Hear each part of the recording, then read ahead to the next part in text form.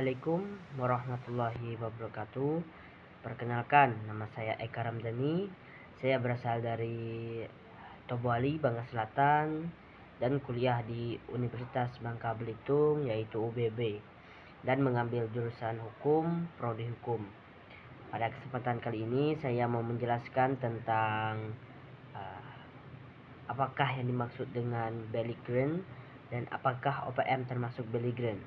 Dan yang kedua, ada kapan individu dapat disebut sebagai subjek hukum internasional, dan apakah Rodrigo Duterte memenuhi syarat tersebut. Dan yang ketiga, ada perusahaan sebagai subjek hukum internasional. Nah, pada kesempatan kali ini saya mau menjelaskan dari yang pertama dulu, yaitu apakah yang dimaksud dengan belligerent dan apakah OPM termasuk belligerent. Pertama adalah apa yang dimaksud dengan belligerent. Nah, belligerent adalah para pihak yang bersengketa dalam sebuah pertikaian bersenjata. Dalam hal ini, pihak yang bersengketa bisa siapa saja, termasuk pemberontak, rebels. Pemberontak merupakan sekelompok orang yang melakukan pemberontakan. Rebellion diakui ada dan memperoleh legal personality karena adanya pengakuan tersebut. Maka kemudian diberikan pengakuan sebagai insurgent, resignation of insurgency, yang menyebabkan serta melakukan peperangan internal dengan pihak pemerintah berkuasa yang sah. Ketika pemberontak tersebut dalam menjalankan pemberontakannya memiliki wilayah serta organisasi pemerintah yang teratur sebagai tandingan terhadap pemerintahan yang sah, dan kemudian mendapatkan pengakuan secara de jure dari negara lain, negara netral, maka pengakuan tersebutlah yang dinamakan sebagai recognition of belligerency. Dengan adanya legal personality, maka belligerent dapat tampil sebagai subjek hukum internasional dan kombatan yang sah. Nah, dalam hukum internasional, belligerent, pihak yang bersengketa atau berperang, adalah kelompok pemberontak yang telah mencapai tingkatan tertentu sehingga diakui sebagai subjek hukum internasional yang terbatas dan bersifat sementara. Untuk diakui sebagai belligerent, suatu kelompok harus memenuhi kriteria, yaitu terorganisir secara rapi di bawah kepemimpinan yang jelas. Kedua, ada menguasai sebagai wilayah secara efektif. Dan yang ketiga, ada menggunakan seragam atau tanda pengenal yang jelas. Dan yang keempat, terakhir, menaati hukum perang atau hukum humaniter internasional. Nah, dari belligerent tersebut kita sudah menjelaskan apa itu belligerent.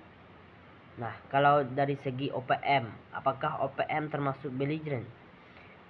Tentunya secara hukum internasional dan posisi pemerintah Indonesia, OPM, Organisasi Papua Merdeka, tidak diakui sebagai belligerent.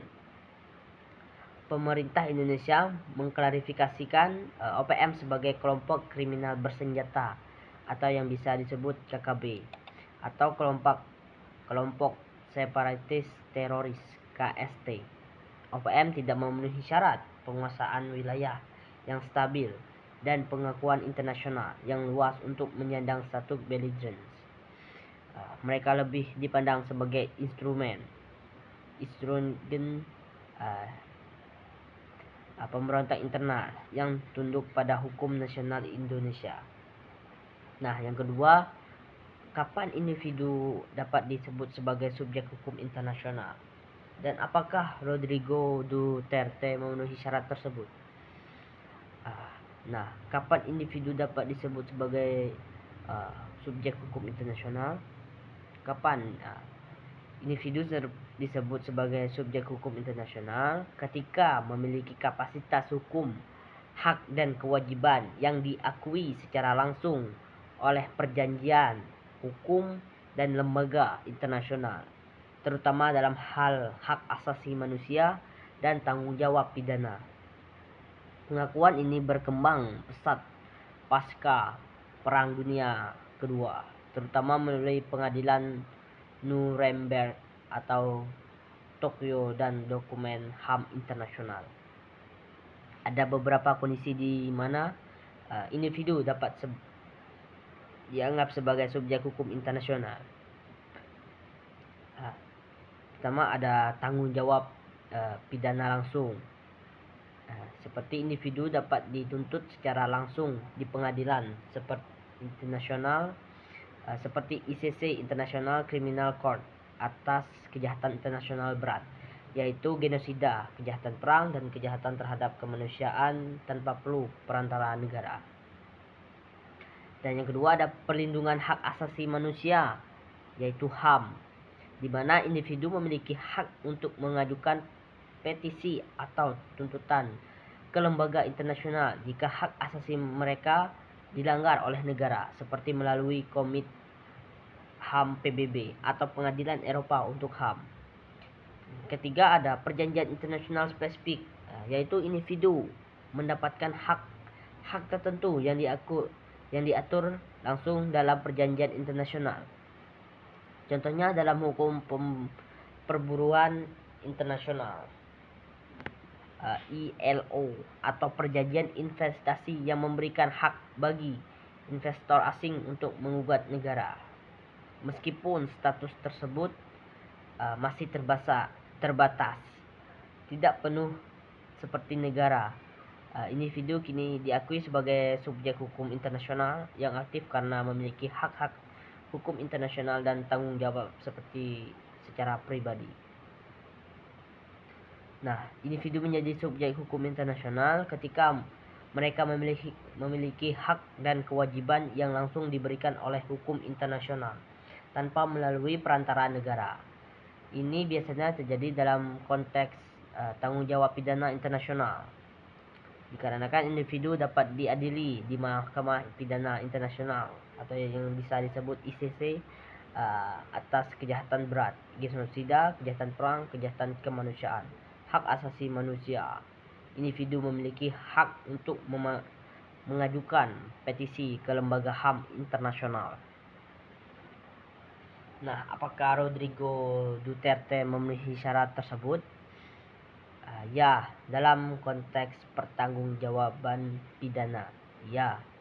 Mantan Presiden Filipina Rodrigo Duterte sempat menjadi subjek penyelidikan oleh International Criminal Court, yaitu ICC, terkait kebijakan perang melawan narkoba dan yang diduga melibatkan kejahatan terhadap kemanusiaan, crimes against humanity.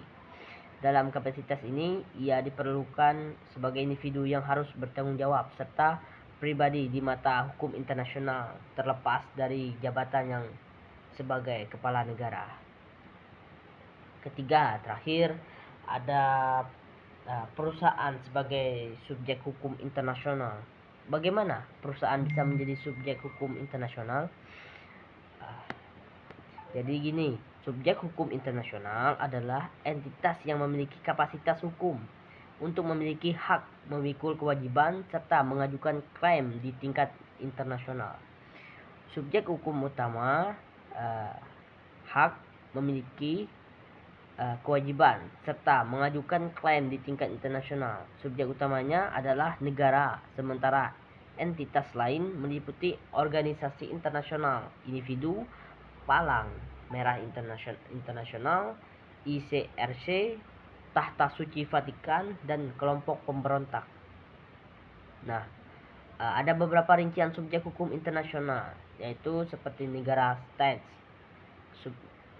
atau states. Subjek yang paling utama dan memiliki kapasitas penuh berdasarkan Konvensi Montevideo tahun 1933. Populasi tetap, wilayah, pemerintahan, hubungan internasional. Kedua, ada organisasi internasional atau OI, organisasi antar pemerintah. Contohnya seperti PBB, ASEAN yang memiliki kepribadian hukum untuk membuat perjanjian internasional. Palang Merah Internasional (ICRC) diakui terbatas berdasarkan konvensi-konvensi Jenewa, khususnya dalam perlindungan korban perang. Tata Suci Vatikan diakui sebagai subjek berdasarkan sejarah dan Traktat Lateran pada tahun 1929. Kelompok pemberontak belligerent, pihak yang berkonflik dalam perang saudara yang memenuhi persyaratan tertentu. Teror organisir menguasai wilayah. Individu atau persona, subjek terbatas yang memiliki hak dan hukum HAM internasional atau subjek tanggung jawab pidana internasional. Kemampuan untuk membuat perjanjian mengirim penerimaan perwakilan dan pengajuan tuntutan adalah indikator utama status subjek hukum internasional. Nah, tanggung jawab sosial CSR, meskipun belum ada perjanjian global yang mengikat secara pidana bagi perusahaan di tingkat internasional, terdapat pedoman internasional seperti UN Guiding Principles on Business and Human Rights yang memberikan standar perilaku internasional bagi perusahaan. Terakhir, ada hak menuntut, yaitu perusahaan memiliki kapasitas hukum untuk menggugat sebuah negara di pengadilan arbitrase internasional jika terjadi sengketa investasi. Mungkin itu yang bisa saya sampaikan. Mohon maaf kalau ada kesalahan kata maupun ucapan. Saya pamit undur diri. Wassalamualaikum warahmatullahi wabarakatuh.